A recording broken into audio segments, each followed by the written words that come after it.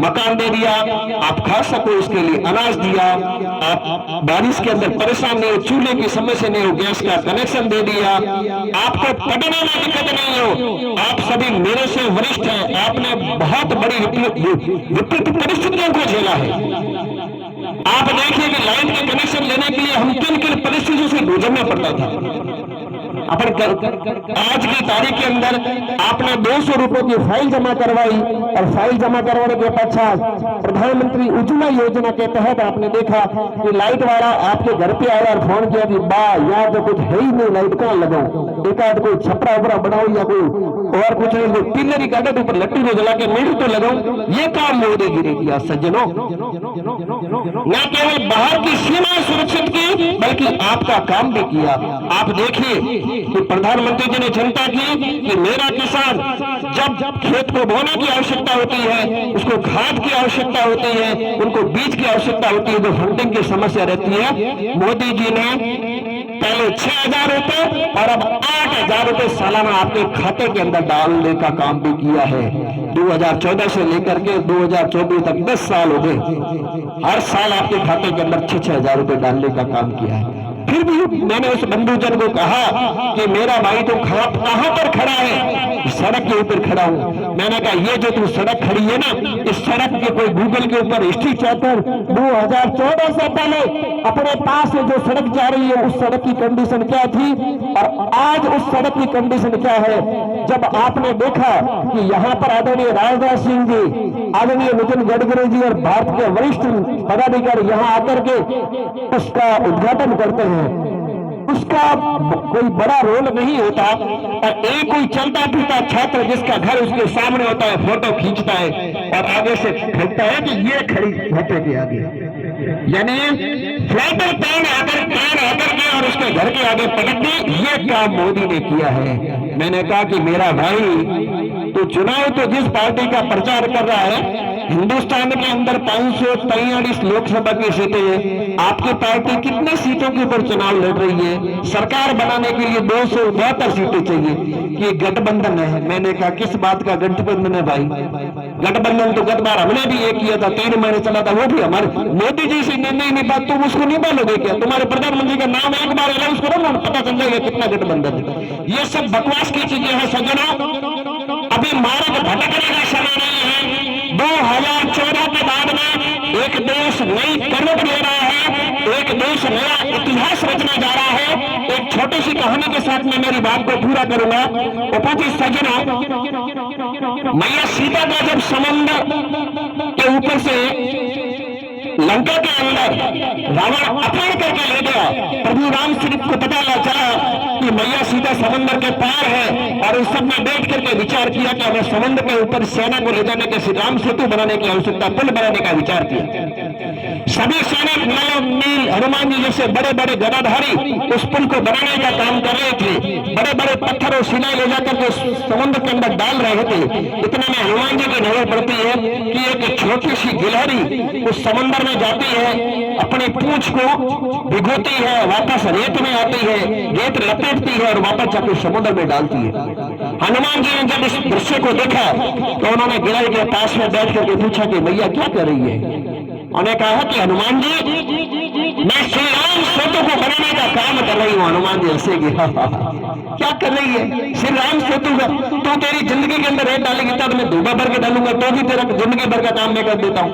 उन्होंने कहा ये नहीं, जब इस श्री राम सेतु का इतिहास पढ़ा जाएगा तो उस इतिहास के अंदर यह भी प्रश्न पूछा जाएगा कि किस किस का योगदान था, तब उसमें यह भी पढ़ा जाएगा कि एक गिलहरी का भी योगदान था। मैं उसी योगदान को दे रहा हूं। सज्जनों, 2014 से 2024 का ये काल देश का स्वर्णिम काल आध्यात्मिक दृष्टिकोण से, सांस्कृतिक दृष्टिकोण से, राजनीतिक शक्ति दृष्टिकोण से, आर्थिक दृष्टिकोण से, हर तरफ से एक नई उमंग के साथ देश आगे बढ़ रहा है। और अब आपको क्या करना है ये आप चिंतन करें। अगर अब की बार गड़बड़ की, अगर हमने इस राष्ट्र के निर्माण में योगदान दिया, अपन ने सोच लिया कि 21 लाख वोट है, मैं दूंगा कि नहीं दूंगा, क्या फर्क पड़ेगा?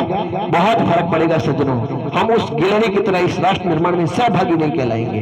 इसलिए हमारा योगदान होना आवश्यक है। सज्जनों, जब इस देश की दिशा और दिशा तय हो और हम अगर घर पे सोते रहे, ये भी ठीक नहीं है। सज्जनों, ये चुनाव एक बड़ी विचित्र स्थिति के अंदर फंस चुका है, त्रिकोणीय संघर्ष की स्थिति में। कुछ बंदूजनों का मैंने देखा कि स्टेटस लगा हुआ था, उम्मीदों के उम्मीद। मैंने उस बंदूजन को कहा कि तो स्टेटस तो भैया अच्छा है, आपको इससे क्या उम्मीद है कि ये विकास करेगा? मैंने कहा विकास कैसे करेगा? कि जाकर के मांग उठाएगा। मांग किसके आगे उठाएगा? मांग तो मोदी के आगे उठाएगा। इनके जिससे मोदी जी के पास और वहां कितने सांसद बैठे हैं ये तो नहीं पता। मैंने कहा सुन, लोकसभा के 543, राज्यसभा के 250, टोटल मिला के लगभग 800। आपका काम रहेगा, मैं फलाना ईश्वर की शपथ लेता हूं, उसके बाद में राम राम है।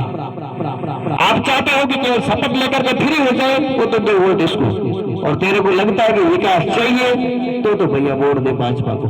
उसने कहा ये बात तो मुझे किसी ने बताई नहीं। तो सज्जनों, ये बात बताने की आवश्यकता है कि अगर किसी भी पार्टी का उम्मीदवार जीता तो केवल आप अपने ही हत्या नहीं कर रहे हैं, 21 लाख लोगों की जो उम्मीदें हैं उनकी हत्या करने जा रहे हैं। हमारी मांग केवल उठा सकता है तो केवल और केवल भारतीय जनता पार्टी का जो उम्मीदवार जीता हुआ होगा वही जाकर के बात उठा सकता है। कांग्रेस के प्रत्याशी की बात सुनने वाला कोई नहीं है। 800 सांसद बैठते हैं वहां पर। सज्जनों, कुछ और भी बंदूजन आपके बीच में आएंगे आपको बरगलाने के लिए। मैं उनको भी संदेश देना चाहता हूं कि इस 74 विधानसभा की विशेष जनता ने बड़ी विपरीत परिस्थिति के अंदर झेला है, खूब संघर्ष किया है, हम खूब लड़ते रहे हैं। पर अब लड़ते रहने का समय नहीं है, अब विकास का समय है, अब समय के साथ आगे बढ़ने का समय है, अब राष्ट्र को नए पथ पर ले जाने का समय है, अब मोदी जी को सहयोग देने का समय है। हम उस एहसान को कैसे भूलें जिस व्यक्ति ने हमारे घर का चूल्हा जलाया? हम उस व्यक्ति के एहसान को कैसे भूलें जिसने हर साल हमारे खाते में 6,000 रुपए डाले? तो हम उस व्यक्ति के एहसान को कैसे भूलें जिसने हमारे घर के अंदर लड्डू जलाया? हम उस व्यक्ति के एहसान को कैसे भूलें जब कोरोना काल के अंदर सारे कांग्रेस के सांसद और एमएलए अंदर घर में छिपे हुए थे, अकेला अकेला छोटे भाग भाग करके काम करवा रहा था? हम उस मोदी को कैसे भूले जिसने ये भी चिंता की कि मैंने राम मंदिर बना दिया है पर मेरे यात्रियों जो मेरे राम भक्त अंतिम कोने पर बैठे इनको भी अयोध्या तो दिखाओ। उन्होंने बाड़मेर से स्पेशल ट्रेन करवा करके आयोग को अयोध्या के दर्शन करवा के सरयू नदी में स्नान भी करवाया। उसका एहसान कब उतारोगे मेरे भाइयों? ये समय चला जाएगा, पर सबसे बड़ी चीज है कि वो एहसान उतारने का समय अभी आया है। अपने कहा जाता है, बूढ़िया कहता है कि जिसका अंजल कर लिया ना तो उसका एहसान उतारना था। एक बार तो उतारेंगे, पर मोदी जी तो अपने को 10 साल से अंजल करवा रहे हैं। सज्जनों, समय आगे बढ़ चुका है और भी वक्त है। और मैं आपके बीच में केवल इतना ही कहना चाहूंगा कि आने वाली जो 20 दिन है वो राष्ट्र हित में समर्पित करें। एक ही संकल्प है कि हमारा वोट किसी को नहीं जा रहा है, हमारा वोट मोदी को जा रहा है। सज्जनों, मैं आपको एक उदाहरण देना चाहूंगा। कई बंदूजन स्टेटस लगा रहे हैं कि हम ये नहीं आपको उस नाम से देने। गलत है ये बात। जब धारा 370 होती है, भारतीय जनता पार्टी का उम्मीदवार जीता होता तो एक गाइडलाइन के अंदर जारी होती है। भारतीय जनता पार्टी के सभी सांसद तत्काल प्रभाव से सदन पहुंचे और इस प्रस्ताव को पारित करें। कोई प्रश्न नहीं होता। 370 15 मिनट में समाप्त हो जाती। 15 मिनट 15 मिनट्स। वो तब हुआ जब भारतीय जनता पार्टी के 272 सांसद थे। नहीं तो सबको बुलाना पड़ता कि साहब क्या करें, कभी निर्दलीय भाग जाता, कभी उस पार्टी का भाग जाता, उस पार्टी कोई समझौता नहीं। हमारा वोट केवल भाजपा को, कौन उम्मीदवार है हमें कोई मतलब नहीं, पर हमारा वोट भाजपा को जाएगा, मोदी को जाएगा। हमारे लिए केवल नरेंद्र मोदी खड़ा है। किसी प्रकार का कोई समझौता नहीं करेंगे। हम सब जुटेंगे और जो हमारे बीच में कुछ ऐसे दीर्घ भ्रमित लोग हो गए हैं उनको समझाने का काम भी हम सब मिलकर के करेंगे।